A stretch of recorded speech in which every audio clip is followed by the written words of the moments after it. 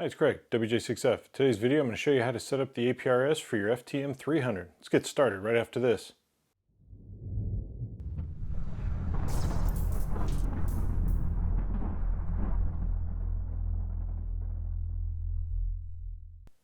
With the FTM-300, you don't necessarily have to have your APRS on the B band.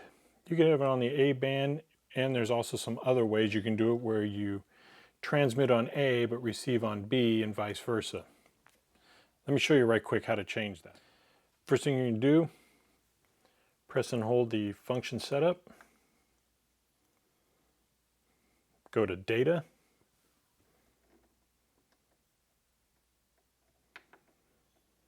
Then go to number 2, Data Band Select. Press on APRS. And this is where you can change it to main band, sub band, A band fixed, or B band fixed, or you can have it, like I said just a second ago, transmit on A, receive on B, receive on A, transmit on B. It comes standard at the F band fixed, and that's where we'll leave it. Next, you're going to want to set your frequency. For the US, we have 144,390. In fact, that's all of North America. I'll put a listing up in the corner for all the frequencies for around the world.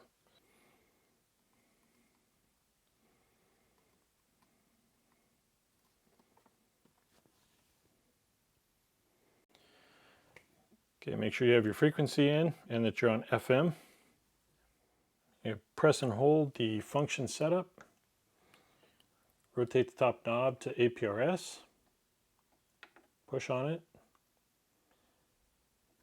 This can't change anything with number 1. Number 2, this is where you can decide if you want to turn these on or off, if you don't want to receive, say, weather beacons or object.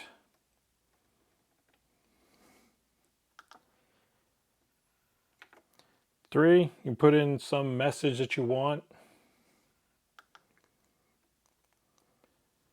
Number 4 is where you turn the power on. And you'll know it's on because on the front screen it'll show A12.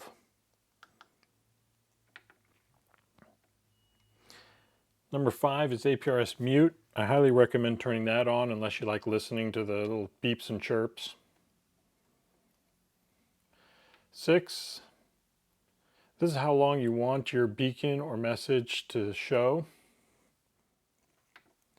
You can choose standard or metric here, or how you want your position to show up. This is your ambiguity. The more digits, and it'll go up to 4, the more digits you have, the more it's going to pretty much hide where you are.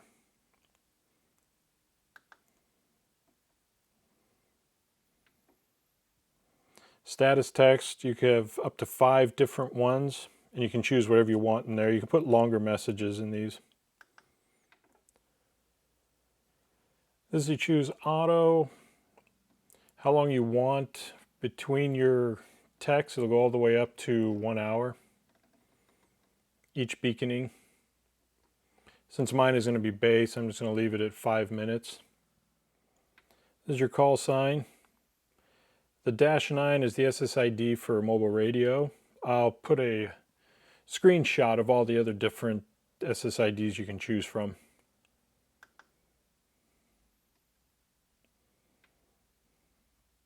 Message group, I've never messed with anything in there. This is if you want manual or GPS. Since it's base, I'm leaving it at manual. My position, that would show my lat and longitude. This is where you choose what symbol you want to show up on aprs.fi. Push in the knob and then this will start blinking. Scroll around until you find the one you want. Then press the button again and back out. It's all set. Position comment, there's several different ones: off duty, in service, en route. Smart beaconing, you have off, and then 3 different types you can custom set up for. And you can filter how you want the beacons that you receive, if you want to sort them by time,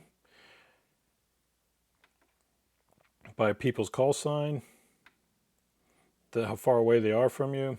That's all there is to it for the main menu. Now there's an additional menu. Just quick press the function setup. Then you have this block right here for APRS function. This allows you to see the station lists of anyone that you may have received a packet from.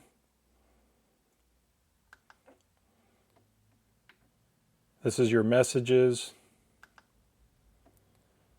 beacon on or off.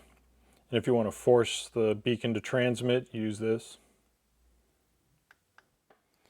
Really appreciate you taking the time to watch this video. If you have any questions, comments, or concerns, feel free to leave them in the comment section below. And don't forget to subscribe and click on the bell so you'll be notified each time I upload a video. Speaking of videos, try watching one of these other ones. Thanks again for watching.